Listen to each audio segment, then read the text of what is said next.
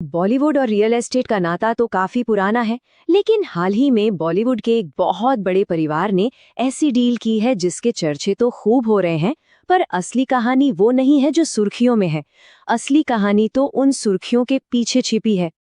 सबने पढ़ा 15 करोड़ रुपए की एक डील हुई, बड़ी खबर बनी। लेकिन क्या हो अगर ये पूरी कहानी का सिर्फ एक छोटा सा हिस्सा हो? क्या ये सिर्फ एक मामूली प्रॉफिट कमाने का मामला है, या इसके पीछे कोई बहुत ही स्मार्ट सोची समझी रणनीति काम कर रही है? चलिए आज इसी की तह तक चलते हैं। तो इस पूरी पहेली का जो पहला सिरा है वो जुड़ा है जाने माने फिल्म मेकर राकेश रोशन से। उन्होंने एक ऐसी जमीन बेची जिसने सबका ध्यान अपनी ओर खींच लिया। 15 करोड़ रुपए, जी हाँ, ये रकम ही इतनी बड़ी है कि किसी का भी ध्यान चला जाए। लेकिन बात सिर्फ इस पैसे की नहीं है। ये नंबर सिर्फ एक नंबर नहीं है, ये एक बहुत बड़े फाइनेंशियल दाव का पहला कदम है। तो चलिए फ्लैट्सकार्ट के एनालिसिस से समझते हैं कि ये शुरुआती सौदा था क्या और इसकी कहानी आखिर शुरू कहाँ से हुई। तो यहाँ पर देखिए कौन, क्या और कहाँ एकदम साफ है।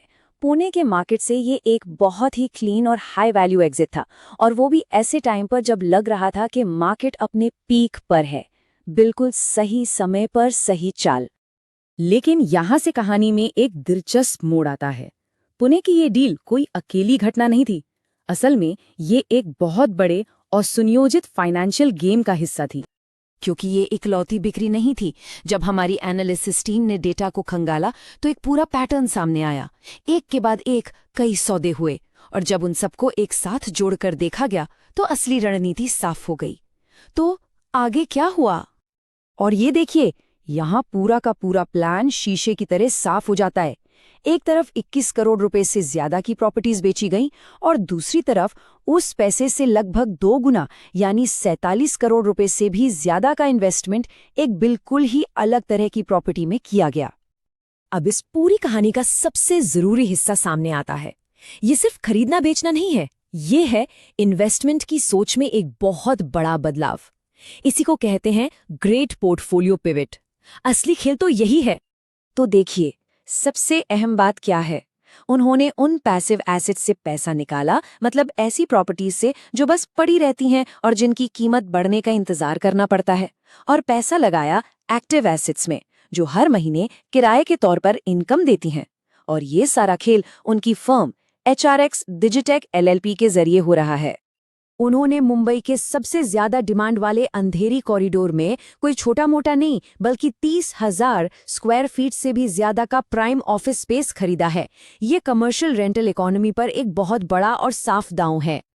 तो चलिए अब जरा आगे बढ़ते हैं और देखते हैं कि ये पूरा मामला किसी भी रियल एस्टेट इन्वेस्टर के लिए एक सबक कैसे बन सकता है। इस स्ट्रेटेजिक मास्टर क्लास से आखिर क्या सीखा जा सकता है। फ्लैट्सकार्ट के एनालिसिस से जो ये रणनीति सामने आई है उसे हम 4 आसान लेकिन बहुत पावरफुल स्टेप्स में बांट सकते हैं। पहला, अपने एसेट्स को ऑडिट करो, देखो कि कौन सा काम नहीं कर रहा। दूसरा, सिर्फ दाम बढ़ने पर नहीं बल्कि रेगुलर कैश फ्लो पर ध्यान दो। तीसरा, पुरानी संपत्ति बेचकर नई हाई पोटेंशियल वाली संपत्ति में पैसा लगाओ। और चौथा, जो सबसे जरूरी है, लोकेशन, लोकेशन और लोकेशन। और ये सब हमें एक बहुत ही मजबूत सबक देता है। असली मकसद सिर्फ प्रॉपर्टी का मालिक बनना नहीं है, बल्कि एक ऐसा स्ट्रेटेजिक इन्वेस्टर बनना है जो अपनी प्रॉपर्टी से अपने लिए काम करवाए। अगर आपको ये कहानी दिलचस्प लगी तो और भी रियल एस्टेट की गहरी जानकारी के लिए फ्लैट्सकार्ट को लाइक, शेयर और सब्सक्राइब करना बिल्कुल न भूलें।